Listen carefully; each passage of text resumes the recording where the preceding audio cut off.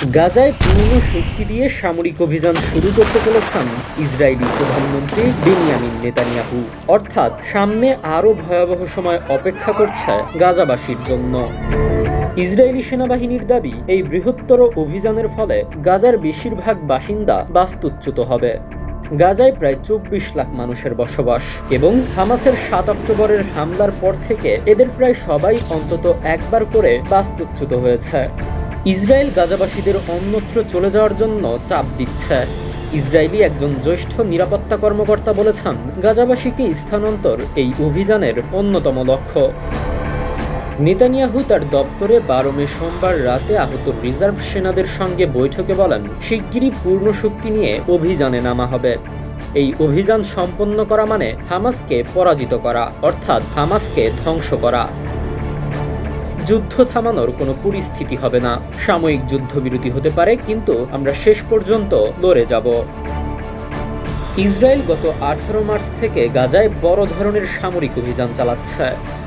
এর আগে ১৯ জানুয়ারি হামাসের সঙ্গে একটি যুদ্ধবিরতি কার্যকর ছিল, কিন্তু তা টিকেনি। চলতি মাসের শুরুতে ইসরায়েলি সরকার গাজায় তাদের সামরিক অভিযান বাড়ানোর পরিকল্পনা অনুমোদন করেছে। কিছু কর্মকর্তা ইঙ্গিত দিয়েছেন যে তারা গাজায় দীর্ঘমেয়াদী সামরিক উপস্থিতি বজায় রাখতে পারেন। ইসরায়েলি মন্ত্রীরা ফিলিস্তিনিদের জর্ডান বা মিশরের মতো প্রতিবেশী দেশে পাঠানোর প্রস্তাব দিয়েছেন, যা মার্কিন প্রেসিডেন্ট ডোনাল্ড ট্রাম্পও সমর্থন করেছেন। তবে মিশর, জর্ডান সহ বেশিরভাগ আরব দেশ ও আন্তর্জাতিক সম্প্রদায় এই প্রস্তাব প্রত্যাখ্যান করেছে। নেতানিয়াহু তার বৈঠকে বলেছেন, এমন কিছু দেশ খোঁজা হচ্ছে যারা গাজাবাসীদের গ্রহণ করতে রাজি। আমাদের একটি প্রশাসন আছে যারা তাদের স্থানান্তরের জন্য সাহায্য করবে, কিন্তু আমাদের গ্রহণকারী দেশ দরকার। ডোনাল্ড ট্রাম্পের ধারণা, যদি বিকল্প দেওয়া হয় তাহলে শতকরা ৫০ ভাগের বেশি ফিলিস্তিনি গাজা ছেড়ে চলে যেতে রাজি হবে।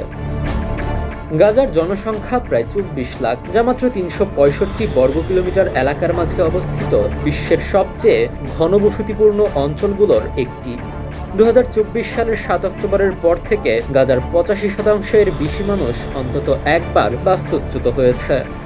যদি ইসরায়েলের দাবি মতে ৫০% ফিলিস্তিনি গাজা ছেড়ে যায়, তাহলে প্রায় ১২ লাখ মানুষ নতুন করে উদ্বাস্তু হবে।